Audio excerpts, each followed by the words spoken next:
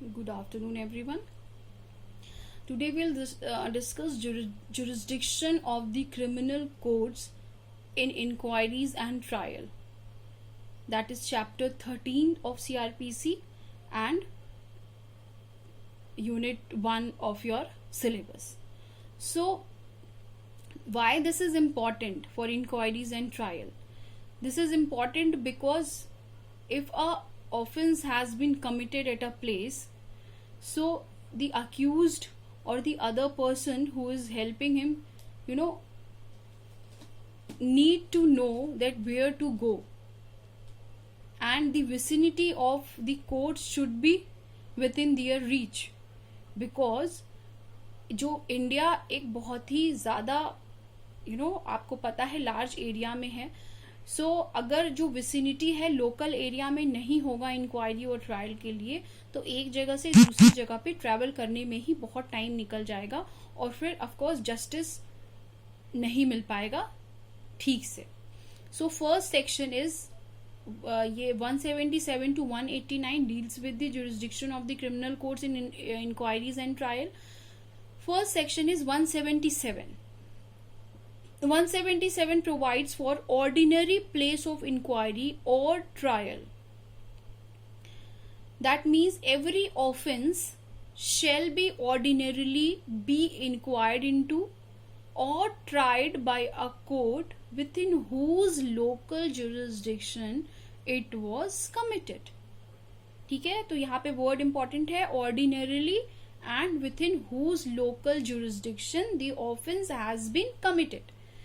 Ordinarily means except where provided otherwise, means except where provided otherwise in the code or other law, the rule contained in this section shall govern all criminal trials held under this code, including trials of offenses punishable under local or special laws. इसका क्या मतलब हुआ? इसका मतलब ये हुआ कि अगर किसी लॉ में, जैसे पहले भी हमने आपको बताया था when we were discuss jurisdiction और स्पेशल इनैक्टमेंट की जब हम बात कर रहे थे, कि अगर किसी लॉ में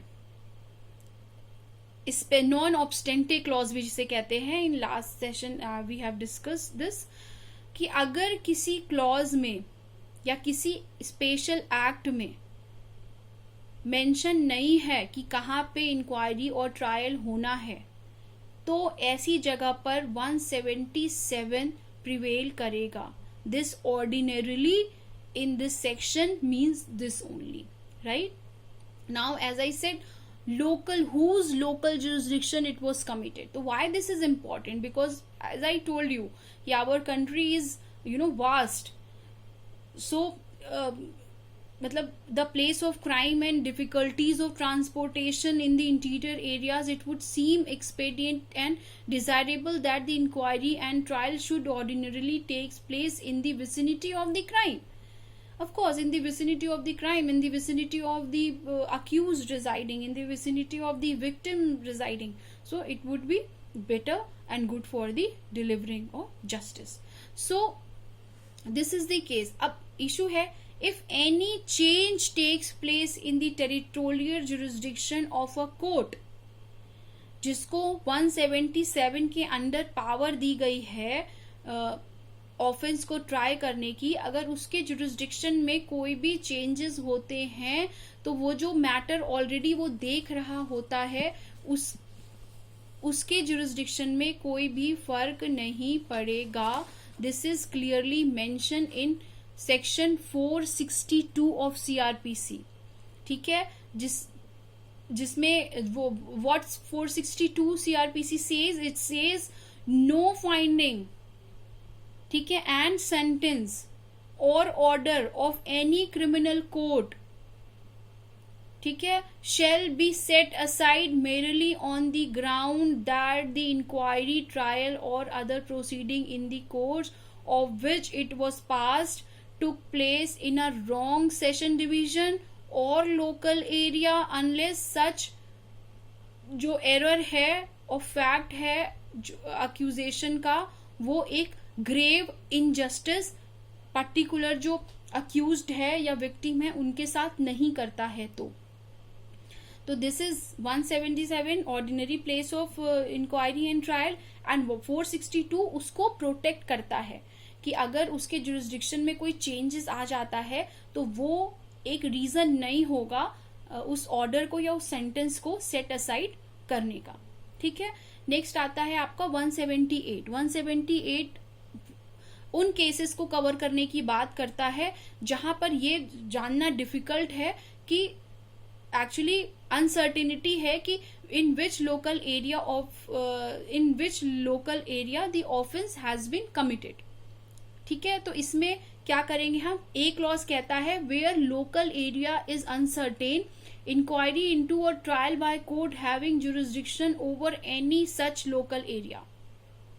तो 178 कहता है कि अगर अनसर्टेनिटी है कि कहाँ पे ऑफेंस कमिट हुआ है, ठीक है, तो जितने भी लोकल जुरिस्डिक्शन हैं जो क्राइम कमिट होते वक्त हुए हैं उनमें से जिस भी लोकल एरिया का जुरिस्डिक्शन जिस कोर्ट को होगा, हु कैन इंक्वायर इनटू और ट्रायल दी ऑफेंस। इसका एग्जांपल हम देख लेते हैं कि जहां पे मान लीजिए एक ऑफेंस है जो कि क्रिमिनल ब्रीच ऑफ ट्रस्ट का है, विच इज 405 IPC।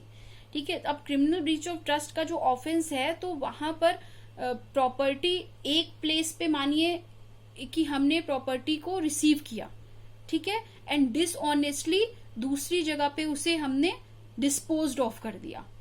तो जो लोकल एरिया है किस पे केस फाइल हो सकता है, इन विच कोर्ट, दोनों में से किसी भी जगह पे वो केस फाइल हो सकता है, जहां पे प्रॉपर्टी हमने रिसीव की है या जहां पे हमने वो प्रॉपर्टी जो क्रिमिनल ब्रीच ऑफ ट्रस्ट की है उसको डिस्पोजेस की है। तो जब दोनों ही जगह पे हो सकता है। अब आते हैं 178B। 178B कहता है व्हेन एन ऑफेंस कमिटेड, ठीक है, partly in one local area and partly in another local area, so bye court having jurisdiction of any of such local areas.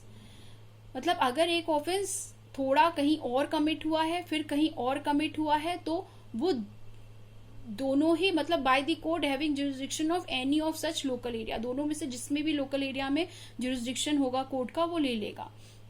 जैसे कि अगर हम कहें कि एक कोर्ट के जुरिस्डिक्शन में कोई क्राइम कमिट हुआ है, ठीक है, और जो उसका कंप्लीट हुआ है वो क्राइम वो दूसरे जो लोकल एरिया है उसमें हुआ है, ठीक है, स्टार्ट यहां से हुआ, कंप्लीट दूसरे लोकल जुरिस्डिक्शन में हुआ, तो वो दोनों ही जगह पे ट्राई वो केस किया जा सकता है, इंक्वायरी की जा सकती है और ट्राई किया जा सकता है। ये केस, इसका एक केस भी है, आप लिख लीजिएगा याद से, Mangaldas Raghavji Ruparel, Mangaldas Raghavji Ruparel versus state of Maharashtra 1966, criminal law journal CRLJ 106। ठीक है, तो ये इस केस में ये क्लियरली मेंशन किया गया है कि अगर एक क्राइम एक जगह पे कमिट हुआ है, स्टार्ट हुआ है और दूसरी जगह पे कंप्लीट हुआ है, तो इस केस में मेंशन था ये कि दोनों ही जगह पे कोर्ट ट्राई कर सकती है। Now 178C। 178C कहता है कंटिन्यूइंग ऑफेंस में क्या होगा। सो जो कंटिन्यूइंग ऑफेंस है committed in more local area than one, वहां courts having jurisdiction over any of such local area, मतलब किसी भी लोकल एरिया में जो क्राइम कमिट हो रहा है 1 2 3 4, उनमें से जिस भी लोकल एरिया में वो कोर्ट में जाना चाहेंगे वो कोर्ट जो है उसको ट्राई कर लेगी। जैसे a conspiracy to commit an offence, ठीक है, has been treated as a continuing offence. तो आपको पता होगा, आपने पढ़ा भी होगा आईपीसी में कि जो कॉन्स्पिरेसी का जो ऑफेंस है वो आईपीसी के अंडर, वो जो कॉन्स्पिरेसी का ऑफेंस होता है उसे हमें कंटिन्यूइंग ऑफेंस कहते हैं। तो वो जहां से शुरू होके जहां पे खत्म होता है उन हर जगह का जो लोकल कोर्ट है वो उसके पास जुरिस्डिक्शन होती है उसमें इंक्वायर करने की और ट्राई करने की। इसका भी एक केस है, लिख लीजिए, अब्दुल कादर वर्सेस स्टेट। इसमें ये कहा गया है बेसिकली कि जो conspiracy to commit an offence has been treated as a continuing offence. तो Abdul Kadar versus state 1964, criminal law journal 648, bracket में लिखिए बॉम्बे। ठीक है, इसी तरीके से जो अबडक्शन का ऑफेंस है, offence of abduction is also treated as continuing offence, and travelling without a valid passport is also treated as a continuing offence. इसका भी एक केस है कि travelling without a valid passport is a continuing offence. इसका case है Abdul Samad versus state of UP. Abdul Samad versus state of UP, AIR 1965, Allahabad 158. So this was 178C, which was talking about continuing offense. 178D. Now 178D क्या कहता है? Several acts constituting offense committed in different local areas. जब बहुत सारे acts हैं, जो बहुत सारे एक्ट्स के साथ जब एक ऑफेंस होता है, बहुत सारे एक्ट्स हैं जब जिनको जोड़ने के बाद एक ऑफेंस बनता है, अगर वो कमिट हो रहा है तो कौन सा लोकल एरिया होगा? तो इसमें है ये court having jurisdiction over any of such local area. मतलब किसी भी लोकल एरिया के पास अगर वो क्राइम कमिट हुआ है, मानिए 1A, B, C, D, इन तीनों लोकल एरिया में क्राइम है जो कमिट हुआ है, स्टार्ट A से हुआ, फिर B, फिर C, फिर D. सो किसी भी A, B, C, D जो कोई भी कोर्ट है, चारों में से कोई भी उसका ट्राई कर सकती है, उसे इंक्वायर कर सकती है. ठीक है. Next is 179. 179 कहता है offence triable where act is done और कंसिक्वेंसेस इंश्योर्ड. इसका मतलब है कि जहां पे एक्ट एक प्लेस पे डन होता है, ठीक है, और जो उसका कंसिक्वेंस है, means outcome of that offence will be ensued in some other place. वहां पे क्या होगा? वहां पे by the court within whose local jurisdiction such thing has been done और सच कंसिक्वेंसेस हैज इंश्योर्ड.